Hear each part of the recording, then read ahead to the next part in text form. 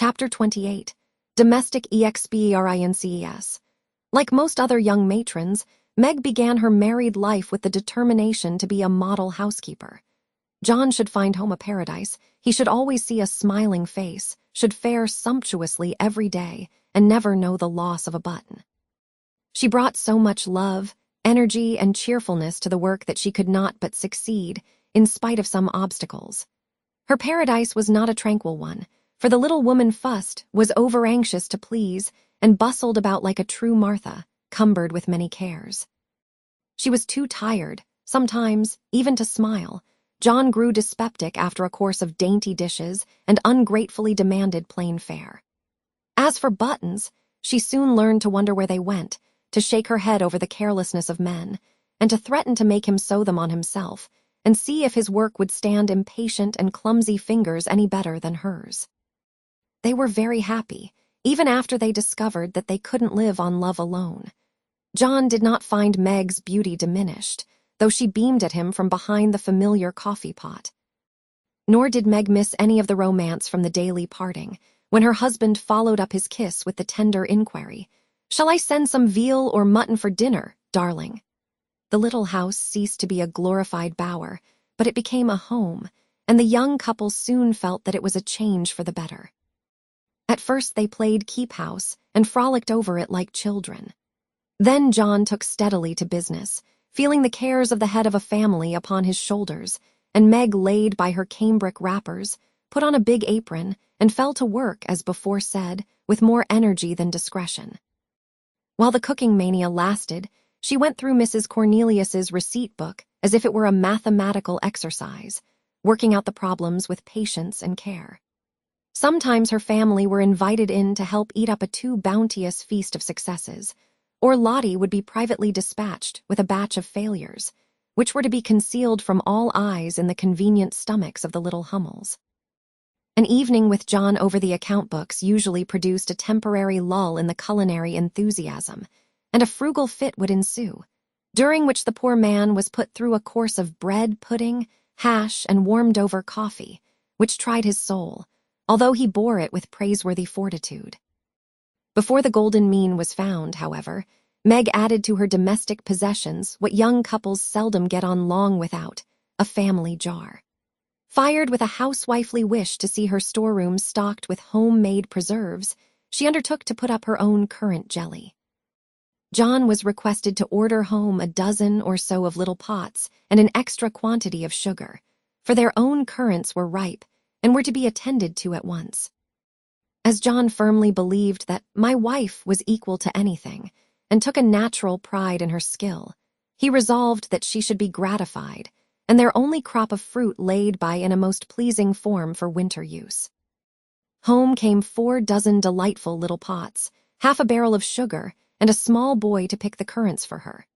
With her pretty hair tucked into a little cap, arms bared to the elbow, and a checked apron which had a coquettish look in spite of the bib, the young housewife fell to work, feeling no doubts about her success, for hadn't she seen Hannah do it hundreds of times? The array of pots rather amazed her at first, but John was so fond of jelly, and the nice little jars would look so well on the top shelf, that Meg resolved to fill them all, and spent a long day picking, boiling, straining, and fussing over her jelly. She did her best. She asked advice of Mrs. Cornelius. She racked her brain to remember what Hannah did that she left undone. She reboiled, resugared, and restrained, but that dreadful stuff would gel. She longed to run home, bib and all, and ask Mother to lend her a hand, but John and she had agreed that they would never annoy anyone with their private worries, experiments, or quarrels. They had laughed over that last word as if the idea it suggested was a most preposterous one, but they had held to their resolve, and whenever they could get on without help they did so, and no one interfered for Mrs. March had advised the plan. So Meg wrestled alone with the refractory sweetmeats all that hot summer day, and at 5 o'clock sat down in her topsy-turvy kitchen, wrung her bedaubed hands, lifted up her voice, and wept. Now, in the first flush of the new life, she had often said, "My husband shall always feel free to bring a friend home whenever he likes. I shall always be prepared. There shall be no flurry, no scolding, no discomfort, but a neat house, a cheerful wife, and a good dinner. John, dear, never stop to ask my leave. Invite whom you please, and be sure of a welcome from me." How charming that was, to be sure. John quite glowed with pride to hear her say it, and felt what a blessed thing it was to have a superior wife. But although they had had company from time to time, it never happened to be unexpected, and Meg had never had an opportunity to distinguish herself till now. It always happens so in this vale of tears. There is an inevitability about such things which we can only wonder at, deplore, and bear as we best can. If John had not forgotten all about the jelly, it really would have been unpardonable in him to choose that day, of all the days in the year, to bring a friend home to dinner unexpectedly. Congratulating himself that a handsome repast had been ordered that morning, feeling sure that it would be ready to the minute, and indulging in pleasant anticipations of the charming effect it would produce, when his pretty wife came running out to meet him, he escorted his friend to his mansion, with the irrepressible satisfaction of a young host and husband. It is a world of disappointments, as John discovered when he reached the Dovecote. The front door usually stood hospitably open. Now it was not only shut, but locked, and yesterday's mud still adorned the steps. The parlor windows were closed and curtained. No picture of the pretty wife sewing on the piazza, in white, with a distracting little bow in her hair, or a bright-eyed hostess, smiling a shy welcome as she greeted her guest. Nothing of the sort, for not a soul appeared but a sanguinary-looking boy asleep under the currant bushes. "I'm afraid something has happened. Step into the garden, Scott, while I look up Mrs.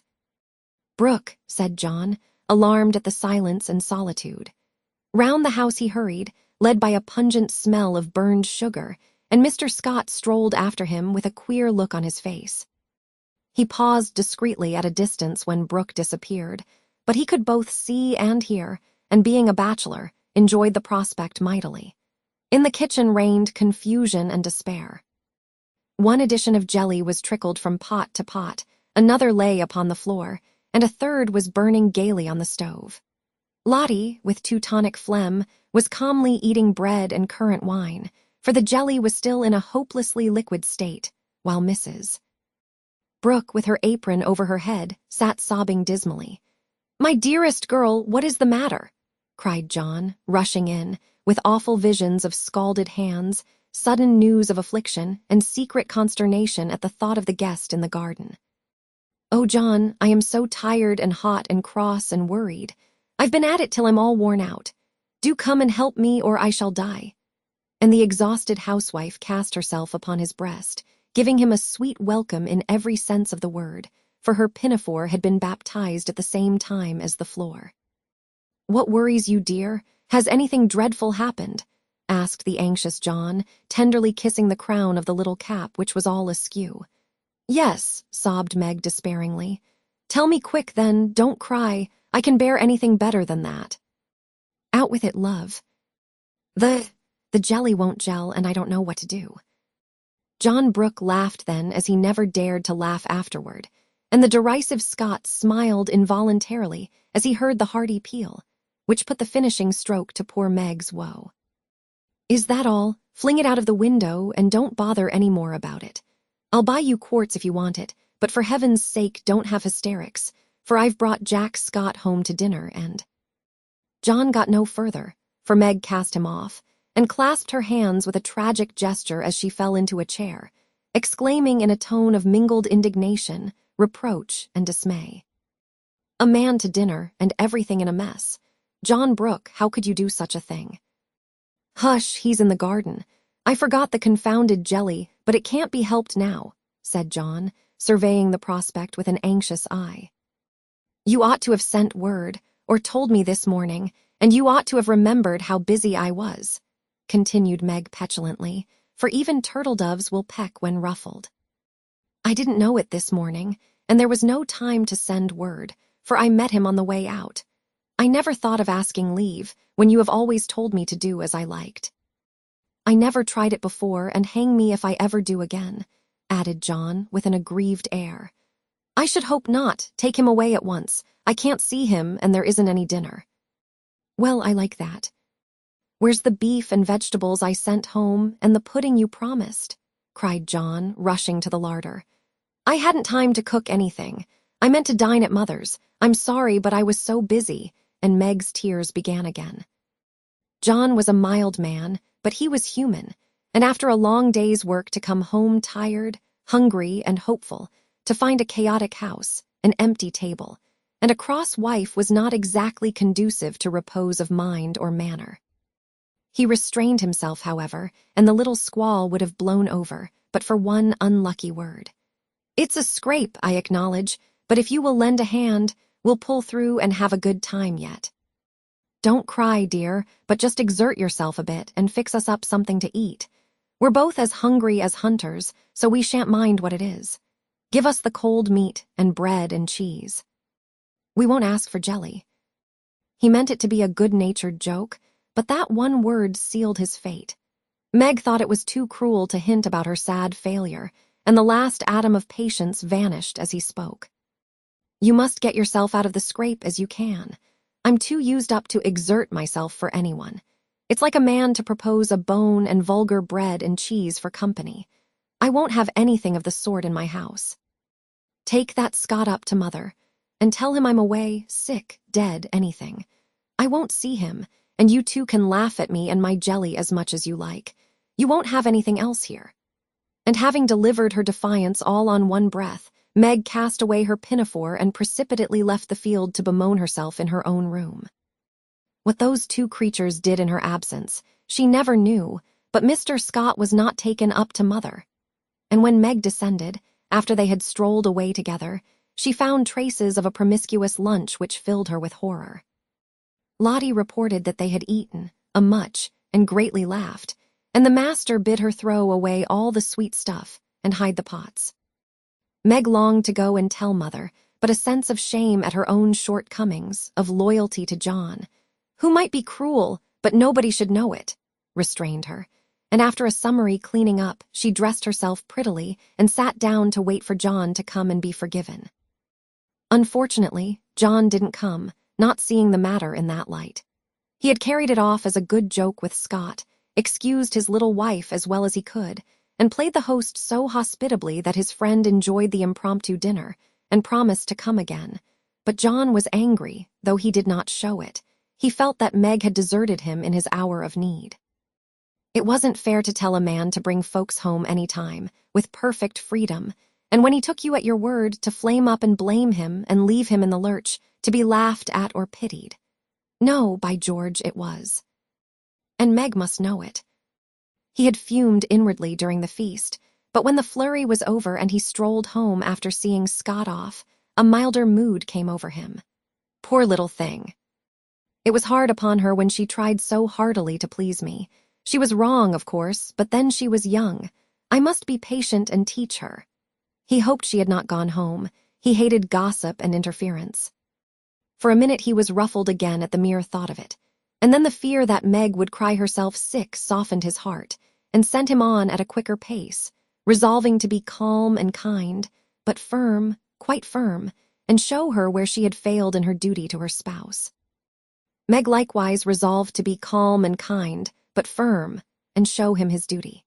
She longed to run to meet him and beg pardon and be kissed and comforted, as she was sure of being, but of course she did nothing of the sort, and when she saw John coming began to hum quite naturally, as she rocked and sewed, like a lady of leisure in her best parlor.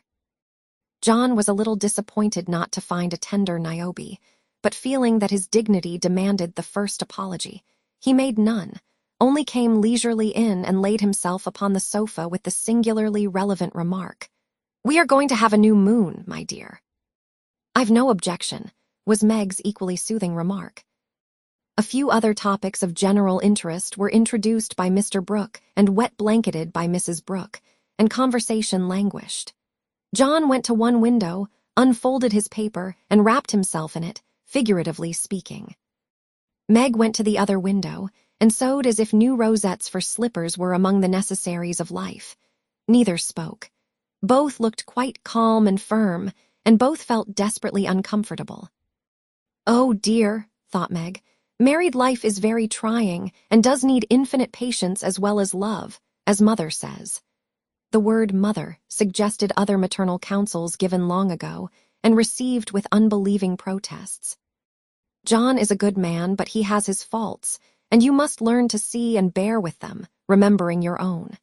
He is very decided, but never will be obstinate if you reason kindly, not oppose impatiently. He is very accurate and particular about the truth, a good trait, though you call him fussy. Never deceive him by look or word, Meg, and he will give you the confidence you deserve, the support you need. He has a temper, not like ours, one flash and then all over, but the white, still anger that is seldom stirred, but once kindled is hard to quench. Be careful, be very careful not to wake his anger against yourself, for peace and happiness depend on keeping his respect. Watch yourself, be the first to ask pardon if you both err, and guard against the little piques, misunderstandings, and hasty words that often pave the way for bitter sorrow and regret. These words came back to Meg, as she sat sewing in the sunset, especially the last. This was the first serious disagreement. Her own hasty speeches sounded both silly and unkind. As she recalled them, her own anger looked childish now, and thoughts of poor John coming home to such a scene quite melted her heart. She glanced at him with tears in her eyes, but he did not see them. She put down her work and got up, thinking, "I will be the first to say, 'Forgive me,' but he did not seem to hear her. She went very slowly across the room, for pride was hard to swallow, and stood by him, but he did not turn his head. For a minute she felt as if she really couldn't do it. Then came the thought, "This is the beginning. I'll do my part and have nothing to reproach myself with," and stooping down, she softly kissed her husband on the forehead. Of course that settled it. The penitent kiss was better than a world of words, and John had her on his knee in a minute, saying tenderly, "It was too bad to laugh at the poor little jelly pots. Forgive me, dear, I never will again." But he did, oh bless you, yes, hundreds of times, and so did Meg, both declaring that it was the sweetest jelly they ever made, for family peace was preserved in that little family jar. After this, Meg had Mr. Scott to dinner by special invitation, and served him up a pleasant feast without a cooked wife for the first course, on which occasion she was so gay and gracious, and made everything go off so charmingly, that Mr. Scott told John he was a lucky fellow, and shook his head over the hardships of bachelorhood all the way home. In the autumn, new trials and experiences came to Meg. Sally Moffat renewed her friendship, was always running out for a dish of gossip at the little house, or inviting, that poor dear, to come in and spend the day at the big house. It was pleasant, for in dull weather Meg often felt lonely. All were busy at home, John absent till night, and nothing to do but sew or read or potter about. So it naturally fell out that Meg got into the way of gadding and gossiping with her friend. Seeing Sally's pretty things made her long for such, and pity herself because she had not got them. Sally was very kind, and often offered her the coveted trifles, but Meg declined them, knowing that John wouldn't like it, and then this foolish little woman went and did what John disliked even worse.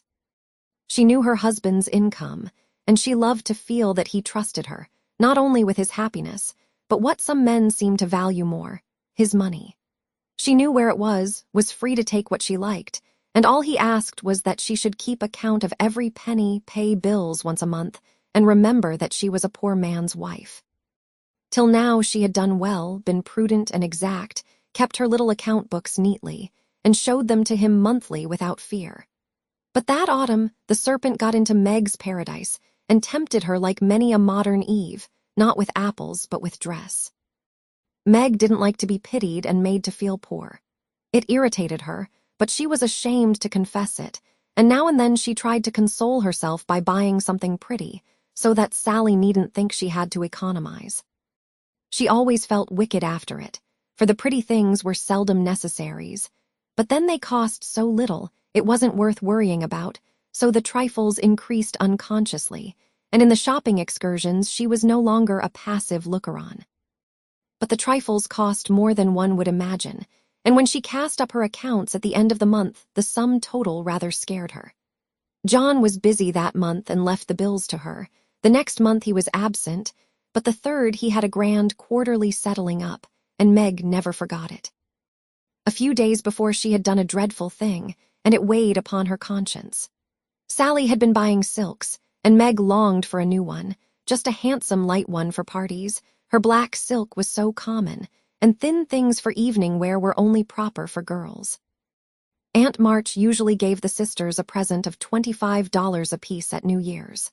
That was only a month to wait, and here was a lovely violet silk going at a bargain, and she had the money if she only dared to take it. John always said what was his was hers, but would he think it right to spend not only the prospective 5 and 20, but another 5 and 20 out of the household fund? That was the question. Sally had urged her to do it, had offered to lend the money, and with the best intentions in life had tempted Meg beyond her strength. In an evil moment, the shopman held up the lovely, shimmering folds and said, "A bargain, I assure you, ma'am." She answered, "I'll take it." And it was cut off and paid for, and Sally had exulted, and she had laughed as if it were a thing of no consequence and driven away, feeling as if she had stolen something and the police were after her. When she got home, she tried to assuage the pangs of remorse by spreading forth the lovely silk, but it looked less silvery now, didn't become her after all, and the words, $50, seemed stamped like a pattern down each breadth. She put it away, but it haunted her, not delightfully as a new dress should, but dreadfully like the ghost of a folly that was not easily laid. When John got out his books that night, Meg's heart sank, and for the first time in her married life, she was afraid of her husband. The kind, brown eyes looked as if they could be stern, and though he was unusually merry, she fancied he had found her out, but didn't mean to let her know it. The house bills were all paid, the books all in order. John had praised her, and was undoing the old pocketbook which they called the bank, when Meg, knowing that it was quite empty, stopped his hand, saying nervously, "You haven't seen my private expense book yet." John never asked to see it, but she always insisted on his doing so, and used to enjoy his masculine amazement at the queer things women wanted, and made him guess what piping was. Demand fiercely the meaning of a hug-me-tight, or wonder how a little thing composed of 3 rosebuds, a bit of velvet, and a pair of strings could possibly be a bonnet and cost $6. That night he looked as if he would like the fun of quizzing her figures and pretending to be horrified at her extravagance, as he often did, being particularly proud of his prudent wife. The little book was brought slowly out and laid down before him. Meg got behind his chair under pretense of smoothing the wrinkles out of his tired forehead, and standing there, she said, with her panic increasing with every word, "John, dear, I'm ashamed to show you my book, for I've really been dreadfully extravagant lately.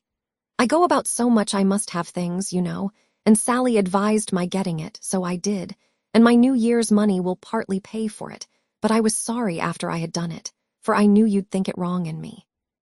John laughed and drew her round beside him, saying good-humoredly, "Don't go and hide. I won't beat you if you have got a pair of killing boots. I'm rather proud of my wife's feet, and don't mind if she does pay $8 or $9 for her boots, if they are good ones." That had been one of her last trifles, and John's eye had fallen on it as he spoke. "Oh, what will he say when he comes to that awful $50? Thought Meg, with a shiver. "It's worse than boots, it's a silk dress," she said, with the calmness of desperation, for she wanted the worst over. "Well, dear, what is the demmed total, as Mr. Manalini says?" That didn't sound like John, and she knew he was looking up at her with the straightforward look that she had always been ready to meet and answer with one as frank till now. She turned the page and her head at the same time, pointing to the sum which would have been bad enough without the 50, but which was appalling to her with that added. For a minute the room was very still, then John said slowly, but she could feel it cost him an effort to express no displeasure, "Well, I don't know that 50 is much for a dress, with all the furbelows and notions you have to finish it off these days." "It isn't made or trimmed," sighed Meg, faintly, for a sudden recollection of the cost still to be incurred quite overwhelmed her.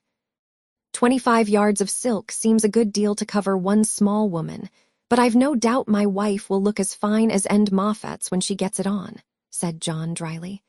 "I know you are angry, John, but I can't help it.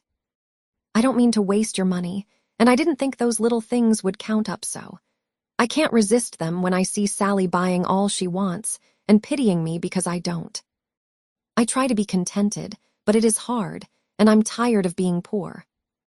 The last words were spoken so low she thought he did not hear them, but he did, and they wounded him deeply, for he had denied himself many pleasures for Meg's sake. She could have bitten her tongue out the minute she had said it, for John pushed the books away and got up, saying with a little quiver in his voice, "I was afraid of this. I do my best, Meg." If he had scolded her or even shaken her, it would not have broken her heart like those few words. She ran to him and held him close, crying with repentant tears, "Oh, John, my dear, kind, hard-working boy, I didn't mean it. It was so wicked, so untrue and ungrateful, how could I say it?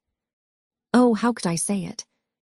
He was very kind, forgave her readily, and did not utter one reproach, but Meg knew that she had done and said a thing which would not be forgotten soon, although he might never allude to it again.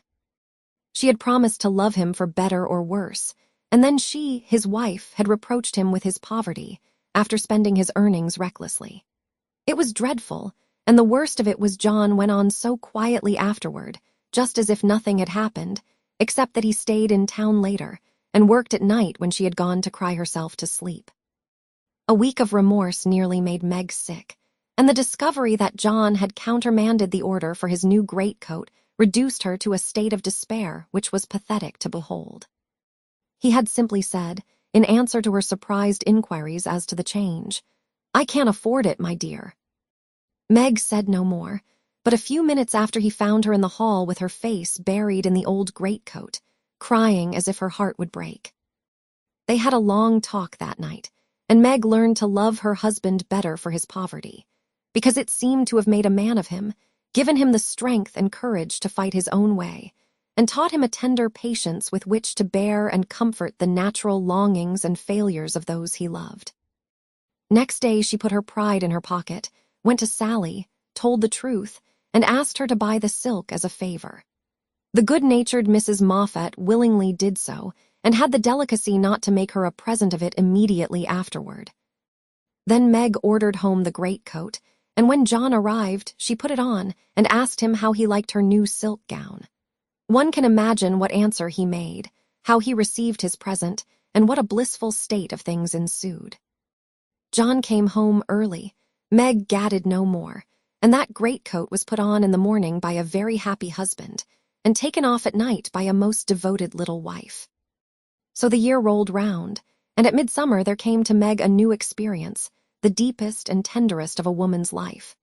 Laurie came sneaking into the kitchen of the Dovecote one Saturday, with an excited face, and was received with the clash of cymbals, for Hannah clapped her hands with a saucepan in one and the cover in the other. "How's the little mama? Where is everybody? Why didn't you tell me before I came home?" began Laurie in a loud whisper. "Happy as a queen, the dear. Every soul of 'em is upstairs a worshipin'. We didn't want no hurricanes round. Now you go into the parlor, and I'll send 'em down to you," with which somewhat involved reply Hannah vanished, chuckling ecstatically. Presently Joe appeared, proudly bearing a flannel bundle laid forth upon a large pillow. Joe's face was very sober, but her eyes twinkled, and there was an odd sound in her voice of repressed emotion of some sort. "Shut your eyes and hold out your arms," she said invitingly. Laurie backed precipitately into a corner and put his hands behind him with an imploring gesture. "No, thank you. I'd rather not. I shall drop it or smash it as sure as fate." "Then you shan't see your nevy," said Joe decidedly, turning as if to go. I will. Only you must be responsible for damages." And obeying orders, Laurie heroically shut his eyes while something was put into his arms. A peal of laughter from Joe, Amy, Mrs. March, Hannah, and John caused him to open them the next minute, to find himself invested with 2 babies instead of 1. No wonder they laughed, for the expression of his face was droll enough to convulse a Quaker, as he stood and stared wildly from the unconscious innocents to the hilarious spectators with such dismay that Joe sat down on the floor and screamed. "Twins, by Jupiter," was all he said for a minute, then turning to the women with an appealing look that was comically piteous, he added, "Take 'em quick, somebody. I'm going to laugh and I shall drop 'em." Joe rescued his babies and marched up and down, with one on each arm, as if already initiated into the mysteries of baby-tending, while Laurie laughed till the tears ran down his cheeks. "It's the best joke of the season, isn't it? I wouldn't have told you, for I set my heart on surprising you, and I flatter myself I've done it," said Joe when she got her breath. "I never was more staggered in my life. Isn't it fun?" "Are they boys? What are you going to name them? Let's have another look." "Hold me up, Joe, for upon my life it's one too many for me," returned Laurie, regarding the infants with the air of a big, benevolent Newfoundland looking at a pair of infantile kittens. "Boy and girl, aren't they beauties?" said the proud papa, beaming upon the little red squirmers as if they were unfledged angels. "Most remarkable children I ever saw." "Which is which?" And Laurie bent like a well sweep to examine the prodigies. "Amy put a blue ribbon on the boy and a pink on the girl, French fashion, so you can always tell. Besides, one has blue eyes and one brown." "Kiss them, Uncle Teddy," said Wicked Joe. "I'm afraid they mightn't like it," began Laurie, with unusual timidity in such matters. "Of course they will, they are used to it now." "Do it this minute, sir," commanded Joe, fearing he might propose a proxy. Laurie screwed up his face and obeyed with a gingerly peck at each little cheek that produced another laugh and made the babies squeal. "There, I knew they didn't like it. That's the boy, see him kick. He hits out with his fists like a good one. Now then, young Brooke, pitch into a man of your own size, will you?" cried Laurie, delighted with a poke in the face from a tiny fist, flapping aimlessly about. "He's to be named John Lawrence, and the girl Margaret after mother and grandmother. We shall call her Daisy, so as not to have two Megs, and I suppose the Manny will be Jack, unless we find a better name," said Amy, with ant-like interest. "Name him Demi-John and call him Demi for short," said Laurie. "Daisy and Demi, just the thing. I knew Teddy would do it," cried Joe, clapping her hands. Teddy certainly had done it that time, for the babies were Daisy and Demi to the end of the chapter.